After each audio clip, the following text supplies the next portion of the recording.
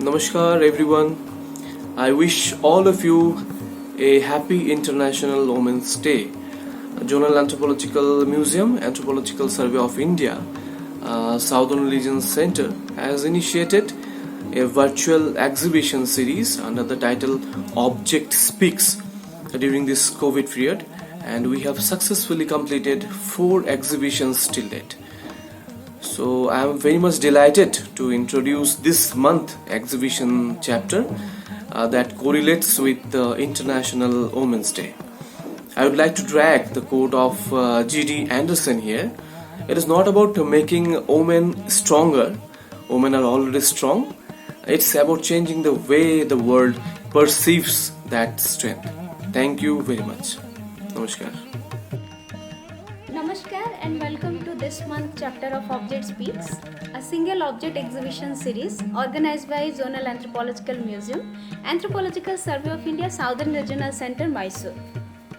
As we promised last month chapter, this month again we are here to introduce another new chapter of museum to our visitors. As we all know that this post-COVID situation has forced all the museums throughout the world to reach their maximum visitors virtually. So on this International Women's Day, we are pleased to introduce you this month chapter exhibition related to the epic is greatly remembered and cherished by the people of India for the courageous act of a legendary woman, Kannagi, and who worshipped as a goddess of justice, chastity, rain, fertilization in Kerala, Tamil Nadu, and Sri Lanka.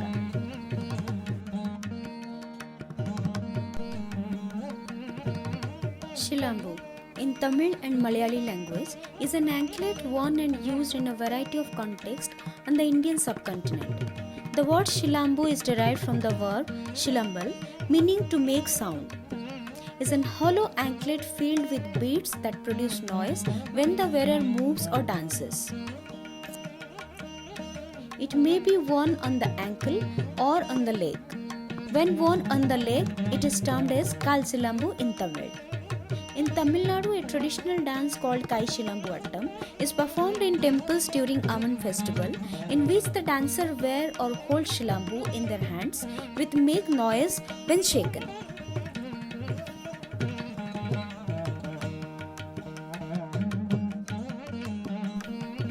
The glory of fearless courage resounded with a matter of pride for women to wear this kind of anklet shilambu in Kerala and Tamil Nadu because it is closely resembles to the Sirapati Garam.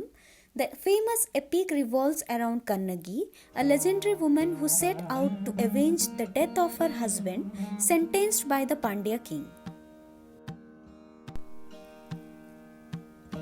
The basic story of Sirapati Garam is indeed famous in Kerala, Tamil Nadu and Sri Lanka in almost similar intensity. It's often regarded as one of the best known South Indian epics, almost as popular as Ramayana and Mahabharata. Now we are celebrating International Women's Day in the modern India, modern world, 21st century.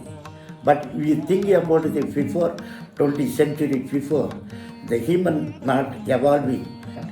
We cannot imagine 20 centuries ago. That means this whole Indian literature, whether it is Tamil literature or Odia literature or in Hindi literature or Bengal literature, every literature it has certain things of the thing, that is woman power. Silambu plus Adhigaram, Silappadigaram. How the Silambu is role in Silappadigaram epic. This Silambu is the key role because the background of the story was the Silappadigaram hero, Kovalan, heroine Kannagi. It was documented. These all the things speak about the Silambu. This is Silappadigaram. It was written by Ilangavadigal, but that value of the Silappadigaram, the value of the copy in Silappadigaram is different. Epic continues to inspire literature, cinema and arts of Kerala and Tamil Nadu, also Sri Lanka to some extent.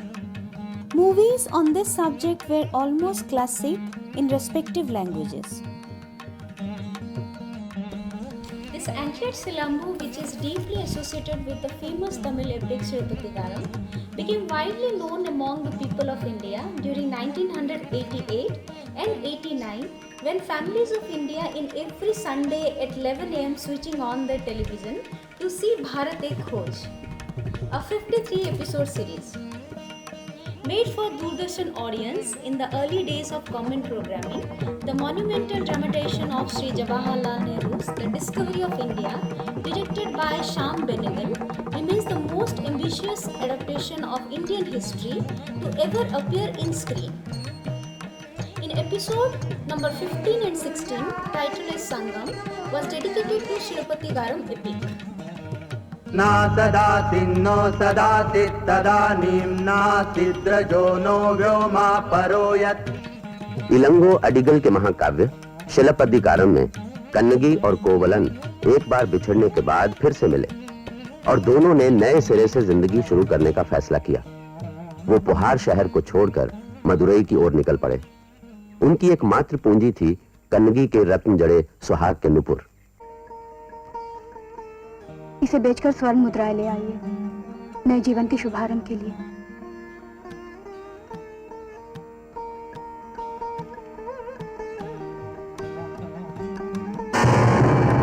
अरे ये तो बिल्कुल वही। चुप रहे, बीच में बोलता है। चल अपना काम कर।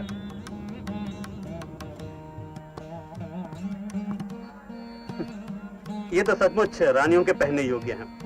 मैं महाराज से बात करूंगा। एक खास खबर है महाराज। कहो, क्या बात है? वो चोर मिल गया महाराज, जिसने हमारी महारानी जी के पायल की चोरी की थी। पकड़ा गया। When Kovalan was accused of having stolen the anklet, he was immediately beheaded by the king's guards without trial. To prove her husband's innocence to the king, Kannagi came to the king's court, broke open the anklet and proved. King apologized for that incident. Unsatisfied, Kannagi tore out the breast and flung into the Madurai city, and the entire Madurai city was burned.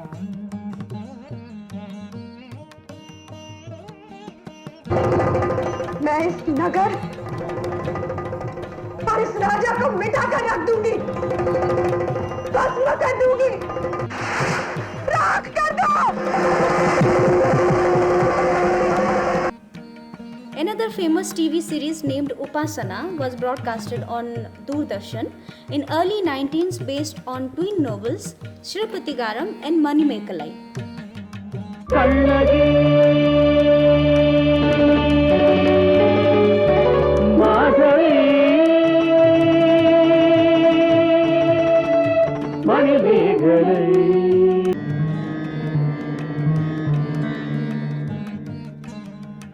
ये देखो,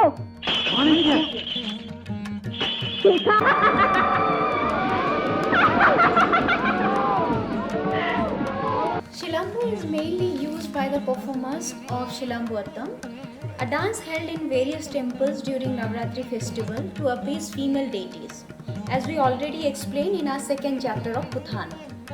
Rhythmic rattling notes are produced from the Shilambu while the performer executes various jumping steps by holding it in hand. Previously, it had an important role in the Tamil as well as Malayali bridal costume, which is now has been transformed to decorative anklets.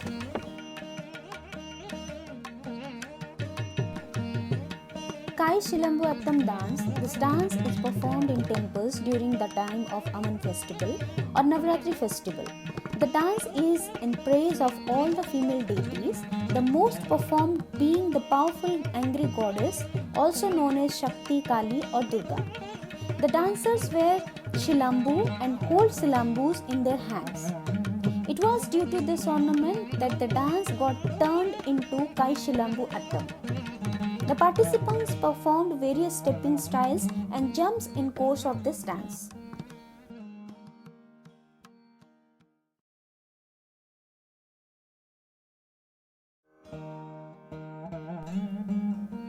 comparison of similar anklets with the present one will reveal excellent information about the technology of casting, which is a prime duty of the local bell metal craft artisans. The Vishwakarmas are the traditional casters who are keeping up with the technical expertise available with them.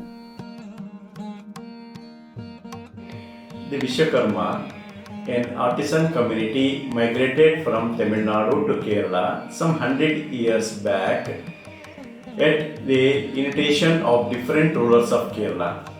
Initially, the Shilpi came and followed by other groups.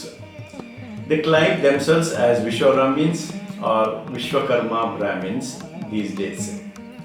The Malayalis call them as the Pandi Thattan or Kammada. Pandi is a place in Tamil Nadu, and then Thattan means the goldsmith. They are different from local artisan group. According to the Indian mythology, they are descendants of the Lord Vishwakarma. There are 5 groups among them: Asari, Musari, Thattan, Kolan, Kallasari, whose professions are carpentry, brace worker, goldsmith, blacksmith, and the mason respectively. It is pointed out that as the carpenters were available in Kerala, only the other 4 groups, Kollan, Kallasari, Thattan, Musari, came from Tamil Nadu. The Vishwakarma generally speak Tamil within the family and with the other kin groups, and with others, that is local people, they speak in Malayalam. The main economic activities of Vishwakarma is their traditional occupation of the goldsmith. But these days, the younger generations are not keen to carry on their traditional occupation. They are taking up business and the service jobs. Kerala is one of the finest places to find exclusive arts and handicrafts. Metal craft is the pride of God's own country, Kerala. Bell metal, that is brass casting, is one of the oldest traditional art forms practiced till now in Kerala.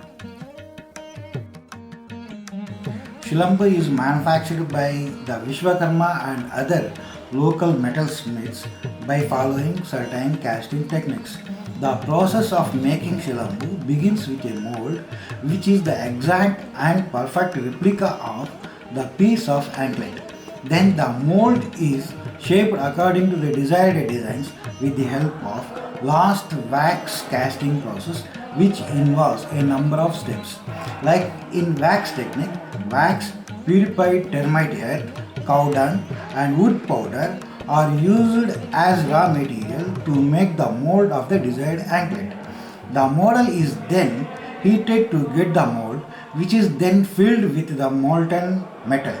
After cooling down, the mold is cleaned to get the end product.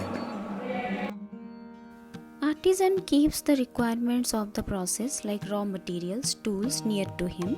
This process requires an open plain space. The artisan should be very cautious while performing this process.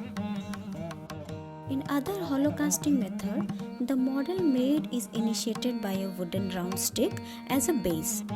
The wooden stick is covered with a layer of refined soil and cow dung, second layer with refined soil and clay, and then third layer is made out of clay, soil and sack grinded. All these layers are molded in a basic form where it is used like a base for wax model. Later, the molding process is same like the other molding process. So here we are ending this month chapter of Object Speaks. Next month definitely will come with another interesting object from our museum for all your information. Till then, don't forget to share and like our exhibition. And yes, stay safe, stay healthy. Namaskar.